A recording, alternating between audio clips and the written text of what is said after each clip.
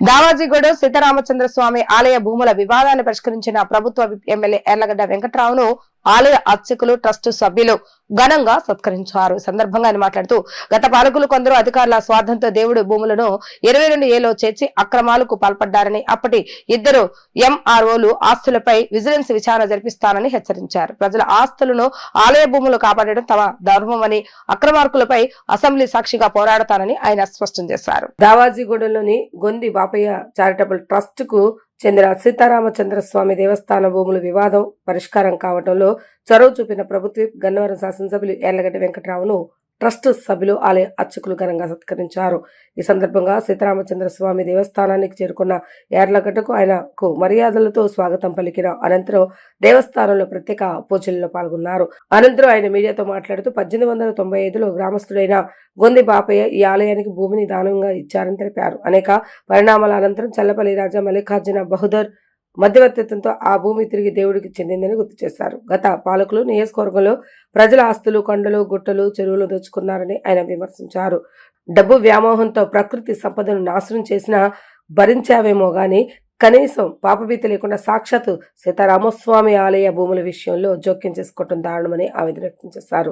ఈ భూములను 22A చేర్చడంపై యార్లగడ్డ తీవ్రంగా స్పందించారు. గతంలో పనిచేసిన ఎంఆర్ఓల తీరుపై మండిపడ్డారు.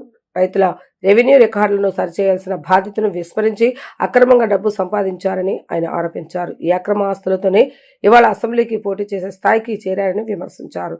ఈ ఇద్దరు అధికారుల ఆస్తులపై విచారణ జరపాలని శాసనసభ సాక్షిగా డిమాండ్ చేస్తున్నట్లుగా తెలిపారు. దేవాదాయ శాఖ పరిధిలో లేని భూమిని 22A చేర్చడం వెనుక ఉన్న కారణాలపై సమాధానం చెప్పాలని ప్రశ్నించారు. వారిపై తక్షణమే విజిలెన్స్ విచారణ జరిపిస్తానని, ప్రజల ఆస్తులు కాపాడటం తన ధర్మమని స్పష్టం చేశారు. అవసరమైతే మళ్లీ ప్రభుత్వంపై ఒత్తిడి తీసుకుని వచ్చి విచారణ జరిపిస్తామని పేర్కొన్నారు. ఆ రోజు 1918 ముందు 1895లో గొంది బాపయ్య గారు ఈ గ్రామస్తుడు ఈ దేవాలయానికి భూమిస్తే బాలారిష్టాలను ఎదుర్కొని ఆ తర్వాత కాలంలో నూజివేడి జమీందారు దగ్గర ఆయన బొబ్బిలాళ్ళకి ఇచ్చారని చెప్పి దాని మళ్ళీ చల్లపల్లి రాజా యార్లగడ్డ మల్లికార్జున బౌద్ధర్ గారి మధ్యవర్తిత్వంతో మళ్ళీ దేవుడికి వస్తే ఈ నియోజకవర్గంలోని పాలకులు ఎంత దరిద్రంగా పనిచేశారంటే ప్రజల ఆస్తులు కొల్లగొట్టారు, కొండలు గుట్టలు చెరబట్టారు, చెరువుల్ని చెరబట్టారు, కొండలు మాయమైపోయిన పరిస్థితి.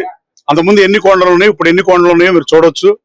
అలాంటి పరిస్థితుల వరకు ఏదో ఒకటి డబ్బు మీద వ్యామోహంతో చేశారని సరిపెట్టుకోవచ్చు, కానీ ఆఖరికి పాపభీతి దైవభక్తి లేకుండా సీతారామస్వామి టెంపుల్ ఆలయానికి సంబంధించిన భూముల విషయంలో కూడా జోక్యం చేసుకున్నారంటే ఇక మనం దానికి ఏమని మాట్లాడాలో నాకు కూడా అర్థం కాని పరిస్థితి.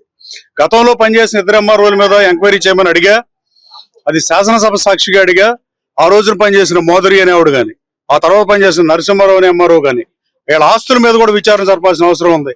ఎంఆర్ఓలుగా గన్నవరం వచ్చి గన్నవరం ప్రజలకు సర్వీస్ చేస్తామని చెప్పి గన్నవరం మండలానికి చెందిన రైతుల రెవెన్యూ రికార్డుల్ని సరిచేయాల్సిన ఉద్యోగంలో వాళ్ళు వచ్చి ఇవాళ వాళ్ళు మేము కూడా అసెంబ్లీకి పోటీ చేస్తున్న స్థాయిలో డబ్బులు సంపాదించారంటే గన్నవరం ప్రజల డబ్బుని కొల్లగొట్టారనేది నిజం. గన్నవరం ప్రజల దగ్గర డబ్బు అన్యాక్రాంతంగా డబ్బు లాక్కుండా కానీ భూములు 22A పెడతాం కానీ ఇట్లాంటి ఒకటి కాదు రెండు కాదు ఎన్ని మాడితే అరగంట చెప్పిన కార్యక్రమం. ఆఖరికి ఈ సీతారామ స్వామి టెంపుల్ దేవాలయం భూములు కూడా 22A మెట్లు ఎక్కినా కోర్టు బోన్లోకి ఎక్కినా బుద్ధి రాకుండా, కనీసం దేవుడనే భయం లేకుండా, దేవాలయానికి సంబంధించిన వాటిల్లో కనీసం మన దేవాలయంలోకి స్నానం చేయకుండా గానీ ఎవరన్నా అంటుకుంటే 10 మందిని, నేనైతే ఇప్పుడు ఇక్కడ మీ 50 మంది అంటుకున్నా గుడికి వెళ్ళను, వేరే ఊరు వెళ్ళినప్పుడు వాళ్ళు రమ్మన్నా.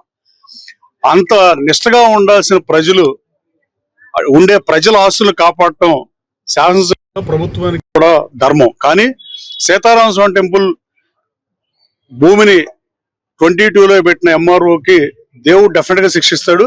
అలాగే దేవుడు శిక్షిస్తాడని ఊరుకోకుండా ప్రభుత్వం బాధ్యత కాబట్టి ఎట్టి పరిస్థితుల్లో వాళ్ళిద్దరు ఎంఆర్ఓ మీద విజిలెన్స్ ఎంక్వైరీ చేయడానికి తక్షణ చర్యలు తీసుకోవాలని విప్పుగా ఉన్నా కూడా శాసనసభ్యుడిగా నాకున్న హక్కు మేరకు, విప్పుగా నేను మాట్లాడకూడదు కానీ పార్ట్ ఆఫ్ గవర్నమెంట్ కాబట్టి శాసనసభ్యుడిగా నాకున్న హక్కు మేరకు